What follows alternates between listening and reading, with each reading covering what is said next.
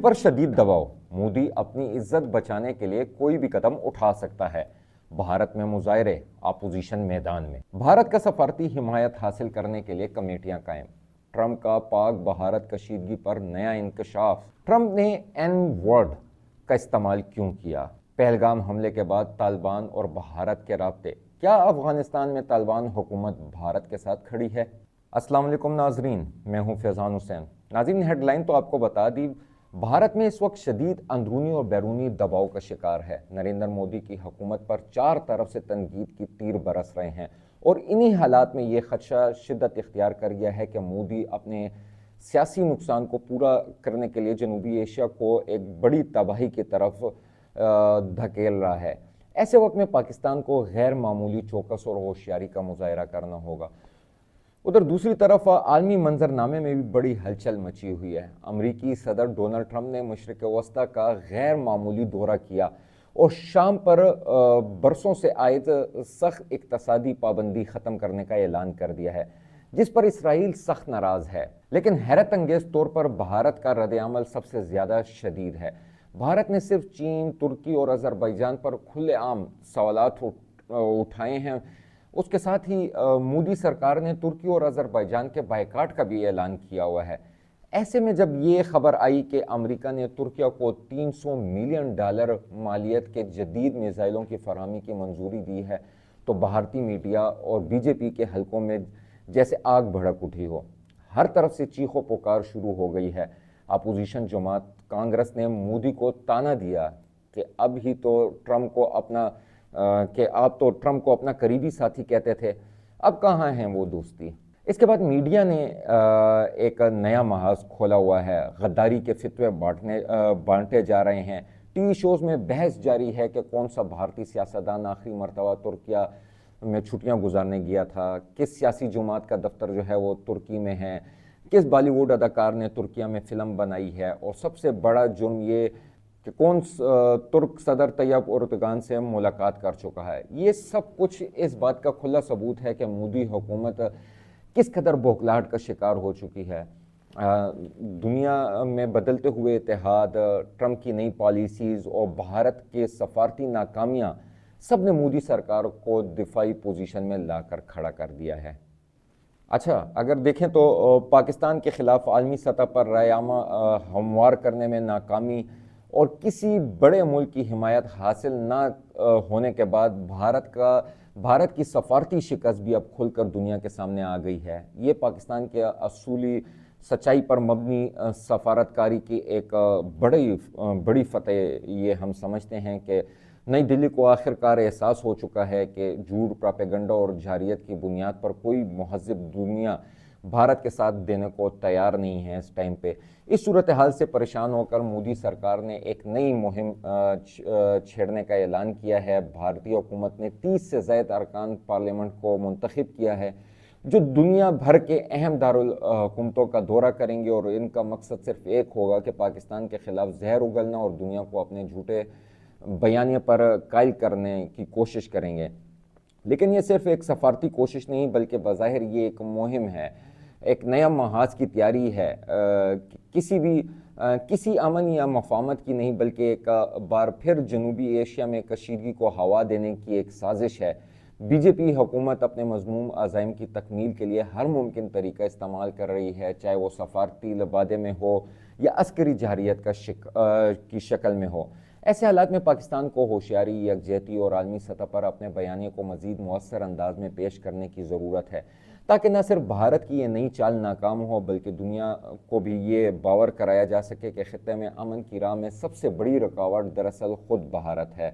اگر ہم دیکھیں تو پاکستان اور بھارت کے درمیان حالیہ کشیدگی کے باوجود پاکستانی عوام، حکومت، فوج نے بھرپور اعتماد کے ساتھ یوم تشکر منایا۔ ہر طرف وطن سے محبت اور کامیابی کا جشن نظر آیا، مگر بھارت میں صورتحال بالکل مختلف ہے۔ اپوزیشن جماعت کانگریس نے بی جے پی حکومت پر کڑی تنقید کرتے ہوئے ملک گیر احتجاج کا اعلان کر دیا ہے۔ بھارت میں مظاہرے بھی ہو رہے ہیں۔ کانگریس کا موقف ہے کہ آپریشن سندور پر بی جے پی سیاست کر رہی ہے اور فوجی کارروائی کو اپنا سیاسی مفاد کے لیے استعمال کر رہی ہے۔ کانگریس نے یہ بھی سوال اٹھایا ہے کہ وزیر اعظم مودی نے امریکی صدر ٹرمپ کی جنگ بندی ثالثی پر خاموشی کیوں اختیار کی ہے؟ آخر مودی آپریشن کو روکنے میں کیوں رضامند ہوئے؟ جلد ہی بھارت کی مختلف ریاستوں میں جے ہند ریلیاں، مظاہرے شروع ہونے والے ہیں اور آلریڈی بہت ساری جگہوں پہ شروع بھی ہیں۔ بی جے پی کے لیے یہ ایک نیا سیاسی محاذ بن سکتا ہے جو اندرونی طور پر مودی سرکار کے لیے خطرے کی ایک بہت بڑی گھنٹی ہے۔ اچھا، کیا بھارت اندرونی خلفشار کی وجہ سے مزید کمزور ہوگا؟ کیا پاکستان کے سفارتی اور عسکری کامیابیاں بھارت پر بھاری پڑ رہی ہیں؟ اس کا جو جواب ہے وہ بالکل، پاکستان نے سفارتی سطح پر بڑی کامیابی حاصل کی ہے، جس کا کھلا ثبوت ہے کہ بھارت اپنے لوگوں کے خلاف اقدامات اٹھا رہا ہے اور بوکھلاہٹ کا شکار جو ہے وہ نظر آ رہا ہے۔ دوسری طرف اگر ٹرمپ کی بات کریں تو صدر ٹرمپ نے کہا ہے کہ پاکستانی ذہین لوگ ہیں، حیرت انگیز اشیاء بناتے ہیں اور میں پاکستان کو نظر انداز نہیں کر سکتا۔ صدر ٹرمپ نے کہا ہے کہ پاکستان اور بھارت دو جوہری طاقتیں ہیں، ایک وقت ایسے مقام پر پہنچ گئی تھی کہ جہاں نیوکلیئر جنگ کا خطرہ منڈلا رہا تھا، مگر امریکی سفارتی کوششوں سے بڑی تباہی جو ہے وہ ٹل گئی ہے۔ فاکس نیوز کو ایک خصوصی انٹرویو صدر ٹرمپ نے دیا ہے جس میں انہوں نے کہا ہے کہ پاکستان کے ساتھ ان کی بہت اچھی بات چیت جو ہے وہ ہوئی ہے اور دونوں ممالک کو بات چیت کی میز پر جو ہے وہ لانا ایک بڑی کامیابی وہ سمجھتے ہیں۔ اچھا، ٹرمپ نے کہا کہ اس وقت دونوں ملک شدید غصے میں تھے، ایک دوسرے کے خلاف نفرت کی فضا طاری تھی۔ ان کے مطابق یہ دونوں جوہری طاقتیں ہیں اور جو کہ آلریڈی ہیں بھی۔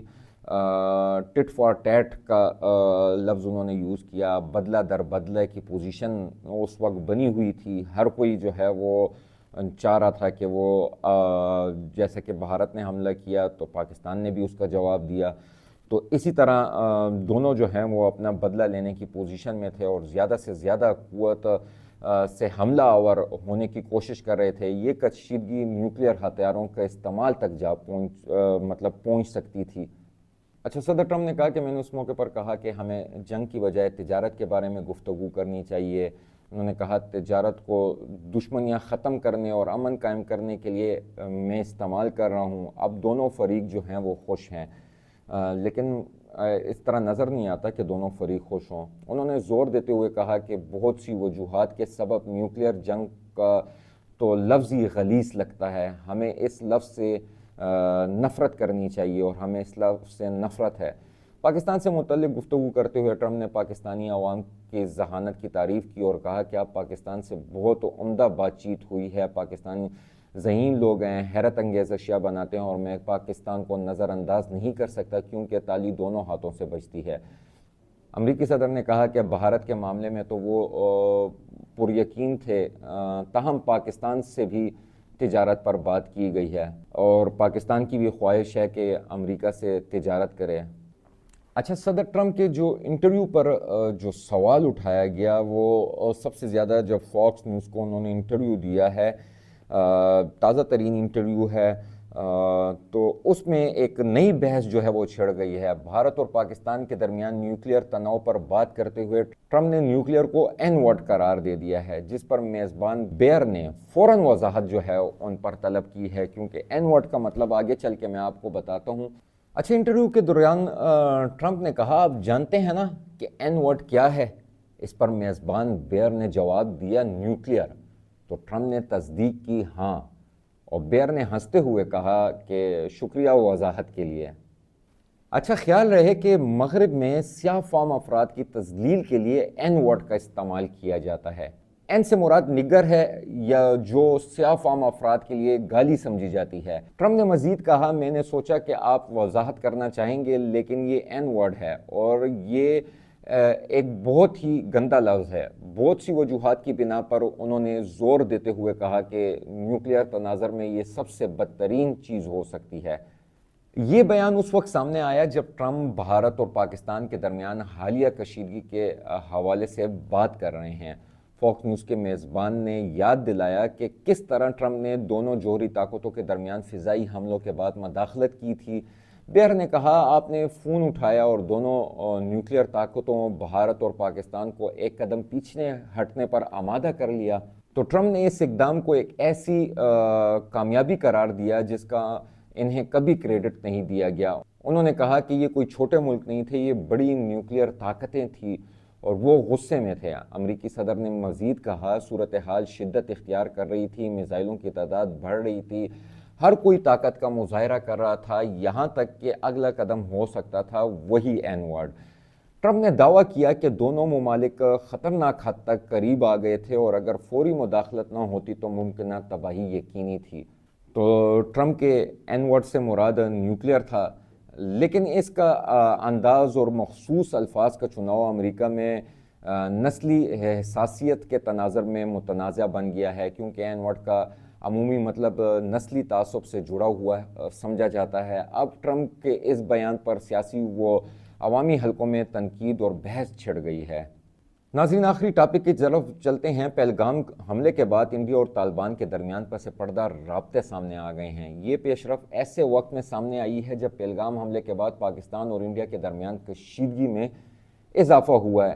بی بی سی پشتو کی ایک رپورٹ کے مطابق افغان طالبان کے نائب وزیر داخلہ اور اہم عسکری رہنما ابراہیم صدر نے حالیہ دنوں انڈیا کا خفیہ دورہ کیا ہے۔ ہم نے پچھلی ویڈیو میں بھی اس دورے کے بارے میں آپ کو کچھ تفصیلات بتائی تھی، جس دوران انہوں نے انڈین حکام سے ملاقاتیں بھی کی ہیں۔ یہ پیش رفت ایسے وقت میں سامنے آئی جب پہلگام حملے کے بعد پاکستان اور انڈیا کے درمیان کشیدگی میں اضافہ ہوا تھا۔ بی بی سی پشتو کی ایک رپورٹ کے مطابق افغانستان طالبان حکومت کے نائب وزیر داخلہ ابراہیم صدر نے پاکستان اور انڈیا کے ایک دوسرے پر حملوں اور کشیدگی کے عروج پر خفیہ طور پر انڈیا کا سفر کیا۔ اس دوران ابراہیم صدر نے اس دورے کے دوران انڈین حکام سے ملاقات بھی کی ہے۔ ابراہیم صدر کا طالبان رہنما ملا ہبت اللہ کے قریب سمجھے جاتے ہیں اور انہیں طالبان حکومت کے اہم اور اسٹریٹجک سیکورٹی کے امور سے متعلق فیصلہ سازی میں بھی کافی اہمیت دی جاتی ہے۔ انڈین میڈیا نے اس دورے کو اہم قرار دیا ہے کیونکہ طالبان کے ایک سینئر اہلکار اور ایسے وقت میں انڈین حکام سے بات چیت کے لیے انڈیا کا دورہ کر رہے ہیں جب 22 اپریل کو پہلگام پر حملے کے بعد انڈیا اور پاکستان کے درمیان کشیدگی بڑھ گئی تھی۔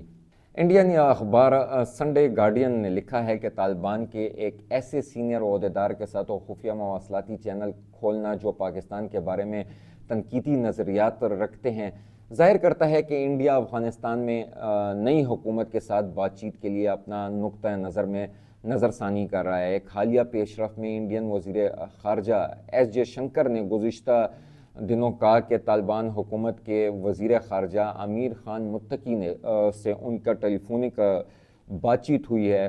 انہوں نے اپنے سوشل میڈیا اکاؤنٹ ایکس پر بھی لکھا ہے کہ میری افغانستان کے قائم مقام وزیر خارجہ مولوی امیر خان متقی کے ساتھ اچھی بات چیت ہوئی ہے۔ پہلگام میں دہشت گرد حملے کی شدید مذمت پر میں ان کا تہہ دل سے شکریہ ادا کرتا ہوں۔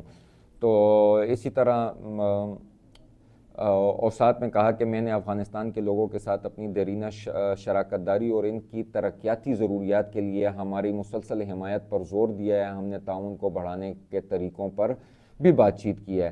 اچھا، خیال رہے کہ ابراہیم صدر طالبان سرکردہ کمانڈروں میں سے ایک ہیں۔